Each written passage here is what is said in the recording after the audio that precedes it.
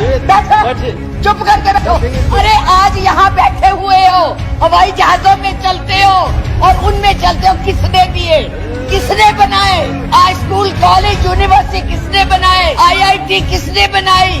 MMT किसने बनाई? जिसमें आज आप दिखाई दे रहे हो।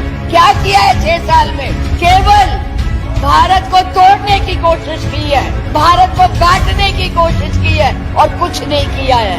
मोहम्मद गौरी को किसने बुलाया था? किसने कहा था दिल्ली में आग करने के लिए? कौन जयचंद था? महाराणा प्रताप जब हल्दी की घाटी में लड़ रहे थे, किस राजा ने उसकी मदद की अकबर के खिलाफ? सुनो, एक भील जाति के लोगों ने महाराणा प्रताप का साथ दिया था। कहाँ थे तब?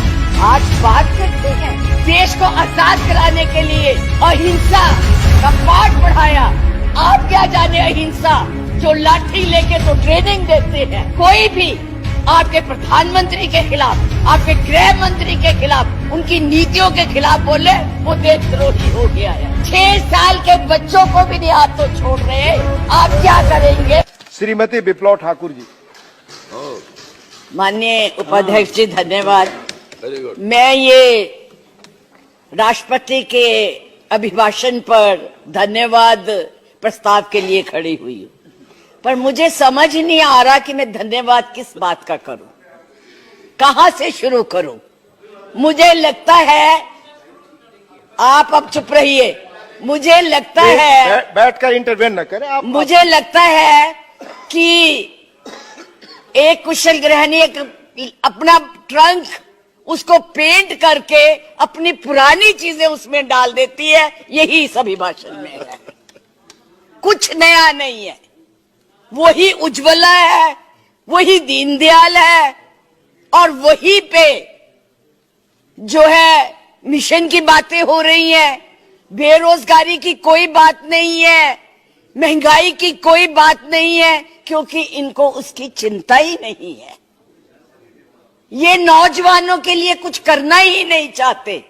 आज विद्यार्थी जो पूरे देश में झंडा लेके खड़े हैं, उनको अपने भविष्य का फिक्र है कि हम डिग्री तो ले लेंगे पर नौकरियां कहां से लाएंगे, क्योंकि इस अभिभाषण में उसका कोई जिक्र ही नहीं है।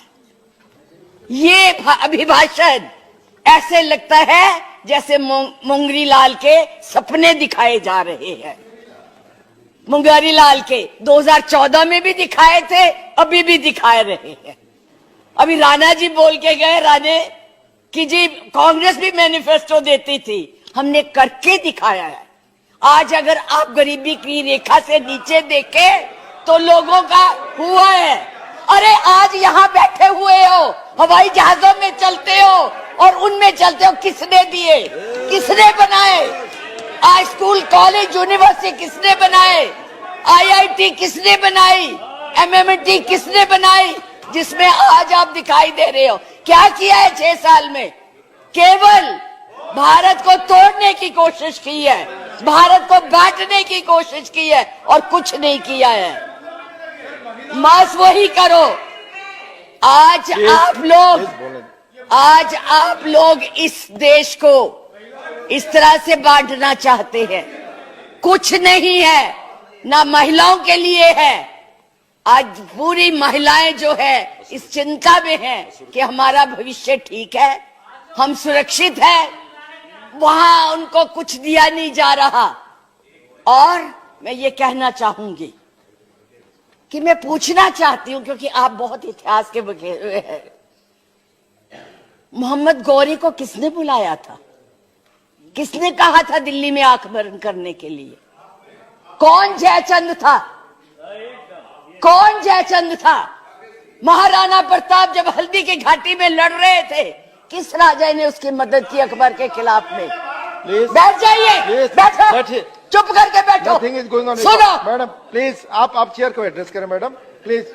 इस तरह की भाषा एक भील जाति के लोगों ने, एक भील जाति के लोगों ने महाराणा प्रताप का साथ दिया था। कहां थे तब? आज बात करते हैं देश को आजाद कराने के लिए अहिंसा का पाठ पढ़ाया। आप क्या जाने अहिंसा, जो लाठी लेके तो ट्रेनिंग देते हैं। आज लाठी की जगह बंदूक और रिवॉल्वर आ गए हैं। और हमने सिखाया आपको हिंसा, आपने सिखाया है जनता को हिंसा, नफरत। पर बोले, इधर बोले, और चेयर को एड्रेस करें प्लीज। आप चेयर को एड्रेस करें। और आज तो मैं उपाध्यक्ष जी देशद्रोही की भी परिभाषा पूछना चाहती। क्या है देशद्रोही की परिभाषा? किसको देशद्रोही कहते हैं? मुझे याद है जब कम्युनिस्ट पार्टी ने भारत की आजादी को नहीं माना था, 4 साल के लिए बैन कर दी थी, लेकिन उनको देशद्रोही नहीं कहा था नेहरू ने।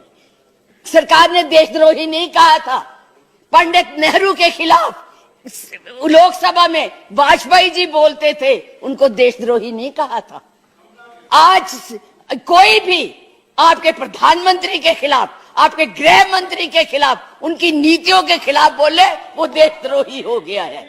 उनको जेल में डाल दो, उनको पकड़ लो। 6 साल के बच्चों को भी नहीं आप तो छोड़ रहे। आप क्या करेंगे? आपके पास ना तो कोई कार्यक्रम है, ना आपके पास भारत के लिए कोई नया सोच है, कुछ नहीं है। केवल एक सोच है कि कैसे इस देश को तोड़ा जाए। 70 साल में और उपाध्यक्ष जी हमने पाकिस्तान का इतना नाम नहीं लिया था जितना ये 6 सालों में ले रहे हैं। हमारी महानायिका ने पाकिस्तान के 2 हिस्से कर दिए थे, बांट दिया था, और ये आज पाकिस्तान के नाम से डरा रहे हैं और वैसे कहते हम बहुत मजबूत है। हर बात के लिए पाकिस्तान, हर बात के लिए पाकिस्तान। क्यों भाई? क्या है वो? आपका कुछ लगता है? हाँ, जरूर लाहौर में जरूर बिरयानी खाने गए थे, कांग्रेस नहीं खिलाती, बिना बुलाए गए थे। और आज बात करते हैं, किसकी बात करते हैं? मैं ये कहना चाहूंगी कि इस भारत को मत तोड़िए।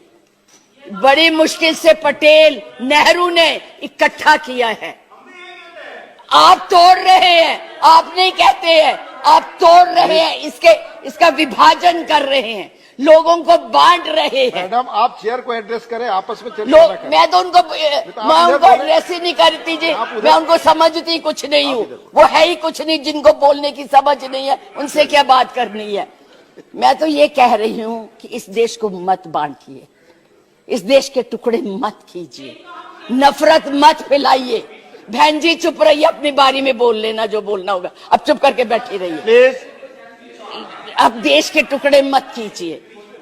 आज जो हम इस स्थिति, आपका इसी सीए ने, आज जो आपका एक ही देश था, पाकिस्तान आपसे नाराज, चाइना आपको कुछ नहीं समझता, नेपाल भी आपसे खफा हो गया है, और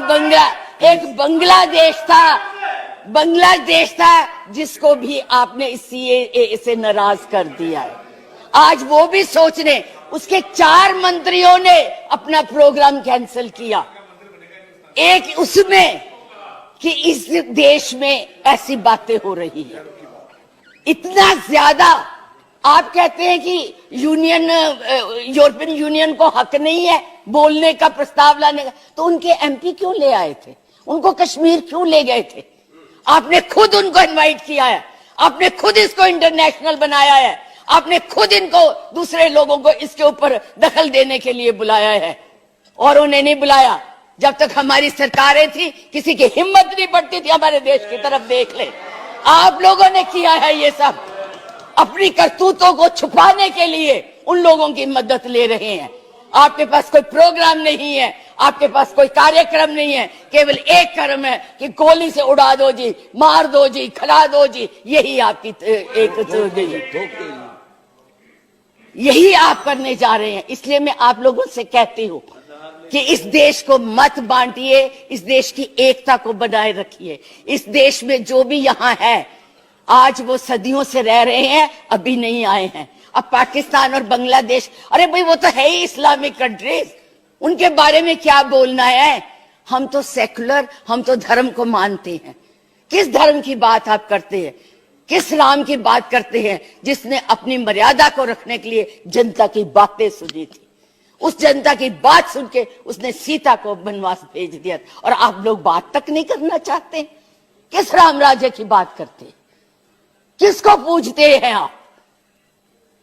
मंदिर बनाइए, जरूर बनाइए, लेकिन उनके आदर्शों को भी मानिए, उनकी बताई हुई बातों को भी मानिए। सिर्फ केवल कहने से बात Madam, नहीं please बनती है, conclude now. ऊंचे ऊंचे भाषण देने से नहीं बात बनती। इसलिए मैं यही कहूंगी कि इस देश को मत बांटिए, एक रहने दीजिए, ये नफरत मत फैलाइए। ये आपके लिए भी और हमारे लिए भी बहुत धन्यवाद। बहुत बहुत धन्यवाद। लाइव टीवी, सच सबसे आगे।